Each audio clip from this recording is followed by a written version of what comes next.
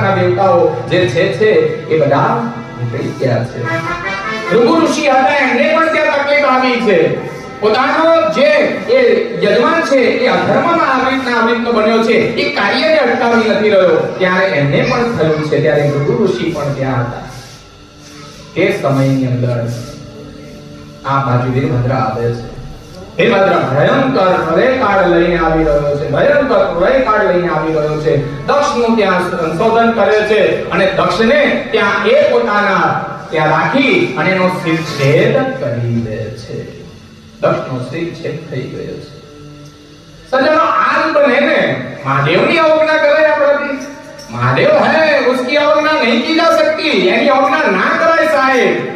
તમે એમ કહો મહાદેવ આમ ને તેમ ને સંપ્રદાયના વડાઓ વ્યાસપીઠ પરથી મને બોલતા શરમ આવે એવા શબ્દોમાં જ્યારે કહેતા હોય ત્યારે એને ભગવાન કલરના કપડા પહેરી અને વ્યાસપીઠ પર બેસી કે કોઈ પણ જગ્યાએ બેસી वो महादेव है, उसकी अवज्ञा नहीं की जा सकती અને ત્યારે બોલતા હોય ત્યારે જો આપણામાં હિન્દુત્વ પડેલું હોય તો આવા અધર્મ થઈ રહ્યા હોય ત્યાં બોલવું પડે અને બોલવું પડે અને બોલીને એ લોકોને બંધ કરી